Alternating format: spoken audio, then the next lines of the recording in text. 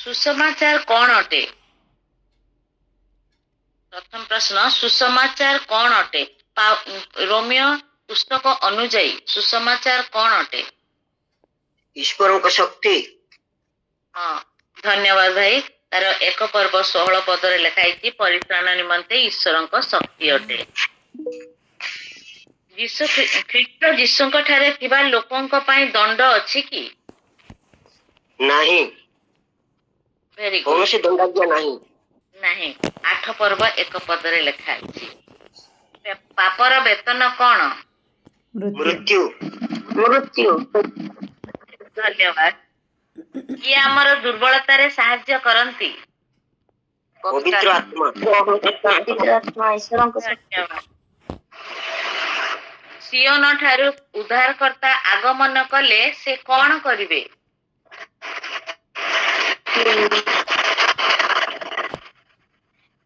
सियोन ठारू उद्धारकर्ता आगमन कले से कौन करिवे? जाकुब ठारू अधर्म दूर करिवे। 11 पर्व 26 पद। धार्मिक लोक कहा द्वारा बंचिब? विश्वास द्वारा। विश्वास द्वारा। ये सुसमाचार निमंते पृथकीकृत होइतिले? पाउलो। पाउलो। पाउलो। धन्यवाद। पापरु मुक्त होई आम्भे माने कहार दास होइअछु? धार्मिकतार दास। धार्मिकतार दास होइअछु। 6 पर्व 18 पद। केउ मानक अभाव मोचन करिबा? पाउलो कहिसंती हां साधु मानक। साधु मानक। हां साधु मानक 12 पर्व 13 पद लिखा है। केउ विषय रे आसक्त हेबा पई पाउलो आम मानक जणाव अछंती? केउ विषय रे आसक्त हेबा? धस्त विषय। जहा उत्तम 12 पर्व 9 पद जहा उत्तम से आसक्त हेबा। धन्यवाद। किए अब्राहम का वंशदाता बिन्यामीन का गोष्ठी जड़े इस्राएलीय लोक थिले? पाउलो। हाँ धन्यवाद पाउलो। अनुभूति रु कौन जन्म निये? धैर्य। भरोसा। भरोसा। हाँ 5 पर्व 14 पद 4 पद। फेबी किए? केंक्रेस्त मंडली रो सेविका। पाउलोंकर मां। नहीं केंक्रेस्त मंडली रो सेविका। पास्टर। केंक्रेस्त मंडली रो सेविका 16 पर्व 1 पदरे लिखाई। ये व्यवस्था सफल करियछि? पाउलोंकर भाई पुस्तक रे लेखा अनुसार रोमियो मंडली को ये व्यवस्था सफल करियछि? जी पर को प्रेम करे से व्यवस्था सफल करियछि। 13 पर्व 8 पद। आगे कहा द्वारा आम्भ मानक हृदय रे ईश्वर का प्रेम परिव्याप्त होइअछि? जीसु तरफ ख्रीष्ट तरफ पवित्र आत्मा का द्वारा। 5 पर्व 5 पद। केउ माने धार्मिक गणित हेबे? विश्वासी माने। विश्वास ईश्वर व्यवस्था। हाँ व्यवस्था पालनकारी माने। 2 पर्व 13 पद। किए आसियार प्रथम फल स्वरूप अटंती? एपैनेत। Thank you. Okay thank you. तापरे ए रोमियो मंडली रा पत्र जो हमें लेखा हिची पाउलोंक पत्र ए पत्रटी को लिपिबद्ध किए करिथिले? ए पत्रर लेखक किए? पाउलो निजे। पाउलो निजे से कहउचंती पवित्र आत्मा का द्वारा किंतु लिपिबद्ध तर्तीय 16 पर्व 22 पद। तर्तीय। हाँ तर्तीय। केउ मानकर पाद शोभायुक्त अटे? जो माने सुसमाचार आनो। Thank you. जो ठारे पाप अधिक हैला सही ठारे कौन आहुरी अति अधिक हैला? अनुग्रह। हाँ थैंक यू। जी ବ୍ୟବସ୍ଥାରୁ ମୁକ୍ତ ପାପରୁ ମୁକ୍ତ ହୁଏ ବ୍ୟବସ୍ଥାରୁ ମୁକ୍ତ ହୋଇଅଛି ଯିଏ ମରିଅଛି ପାପରୁ ମୁକ୍ତ ହୋଇଅଛି। 6 ପର୍ବ 7 ପଦ। ଈଶ୍ୱର କେଉଁଠାରେ ଗୋଟିଏ ବାଧାଜନକ ପ୍ରସ୍ତର ଓ ବିଘ୍ନଜନକ ପାଷାଣ ସ୍ଥାପନ କରିଅଛନ୍ତି? ସିଓନରେ ସିଓନରେ। Thank you. 9 ପର୍ବ 33 ପଦରେ ଲେଖା ଅଛି। କାହାର ମାତାଙ୍କୁ ପାଉଲ ନମସ୍କାର ଜଣାଇ ମୋର ମାତା ସ୍ୱରୂପ କହିଲେ? ହଇବିନ୍ଦର ରୂପ। ରୂପଙ୍କର ହଉଛନ୍ତି ସେଇ ଯୋଉ କୁରିଣୀୟ ସିମନ ଯିଏକି ପ୍ରଭୁ ଯୀଶୁଙ୍କୁ କ୍ରୁଶ ବୋହିବାରେ ସାହାଯ୍ୟ କରିଥିଲେ। କୁରିଣୀୟ ସିମନଙ୍କର ପୁଅ। ତାଙ୍କର 2ଟା ପୁଅ ଥିଲା, ଗୋଟେ ଆଲେକ୍ଜାଣ୍ଡର, ଗୋଟେ ରୂପ। ସେଇ ତାଙ୍କର ଏଇ ପୁଅ।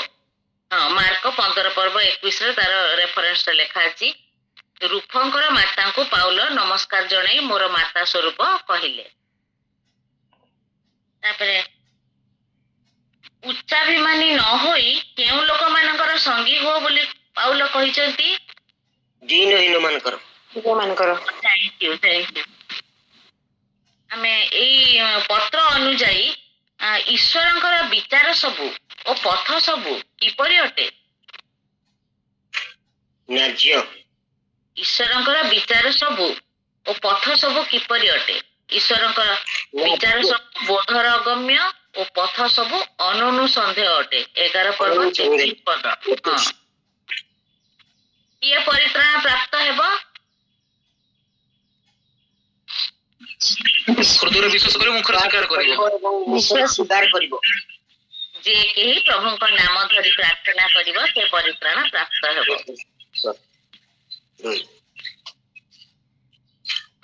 ପାଉଲ କାହା ନିମନ୍ତେ ପ୍ରେରିତ ହେବାରୁ ସେବକ ପଦର ଗୌରବ କରୁଅଛନ୍ତି? ବିଜାତି ମାନଙ୍କ ନିକଟ ଥ୍ୟାଙ୍କ ୟୁ। 11 ପର୍ବ 13 ପଦରେ ଲେଖା ଅଛି। କେଉଁମାନେ ପାଉଲଙ୍କ ପାଇଁ ଆପଣା ଆପଣା ପ୍ରାଣକୁ ବିପଦଗ୍ରସ୍ତ କଲେ? ଅକ୍ୟୁଲା ପ୍ରିସ୍କା ଥ୍ୟାଙ୍କ ୟୁ। ଆକ୍ୟୁଲା ପ୍ରିସ୍କା। ଥ୍ୟାଙ୍କ ୟୁ ଯେଉଁମାନେ ପ୍ରିସ୍କିଲା ଆଉ ଆକ୍ୟୁଲା। ଯେଉଁମାନେ ଆମ୍ଭର ଲୋକ ନଥିଲେ ସେମାନଙ୍କୁ ଆମ୍ଭେ ଆମ୍ଭର ଲୋକ ବୋଲି କହିବା, ଆଉ ଯେ ଅପ୍ରିୟ ଥିଲା ତାହାକୁ ପ୍ରିୟ ବୋଲି କହିବା। ଏହା ପୁରାତନ ନିୟମର କେଉଁ ଭାବବାଦୀଙ୍କ ଉକ୍ତି ଅଟେ? ଜିସାୟ ହୋସେୟ। 9 ପର୍ବ 25 ପଦରେ ଲେଖା ଅଛି। ତାପରେ ଇସ୍ରାଏଲର ସନ୍ତାନ ମାନଙ୍କ ସଂଖ୍ୟା ସମୁଦ୍ରର ବାଲି ପରି ହେଲେ ସୁଦ୍ଧା କେବଳ ଅବଶିଷ୍ଟାଂଶ ପରିତ୍ରାଣ ପ୍ରାପ୍ତ ହେବେ। ଏହା ପୁରାତନ ନିୟମର କେଉଁ ଭାବବାଦୀଙ୍କ ଉକ୍ତି ଅଟେ? ଜିସାୟ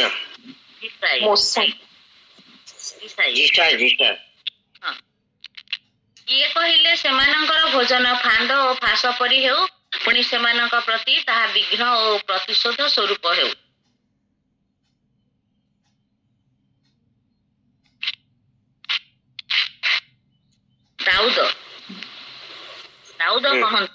ଦାଉଦ କହନ୍ତି ଲେଖା ହେଇଛି 11 ପର୍ବ 9 ପଦ। ସମସ୍ତେ ସବୁ ଫଟାଫଟ କହିପାରି ଦଉଛନ୍ତି। ପ୍ରଭୁ ସମସ୍ତଙ୍କୁ ଆଶୀର୍ବାଦ କରନ୍ତୁ। କାହାର ସେବା କରିବା ନିମନ୍ତେ ପାଉଲ ଜେରୁସାଲେମକୁ ଯାଉଥିଲେ?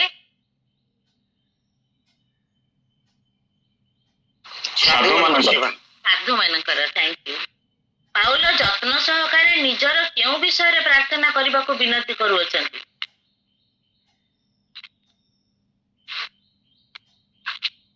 ଯେପରି ଲେଖା ହେଇଛି ତାର 15 ପର୍ବ 31 ପଦରେ, ସେ ଜିହୁଦା ପ୍ରଦେଶର ଅନାଜ୍ଞାବହ ଲୋକମାନଙ୍କ ଠାରୁ ଉଦ୍ଧାର ପାଇବା ପାଇଁ।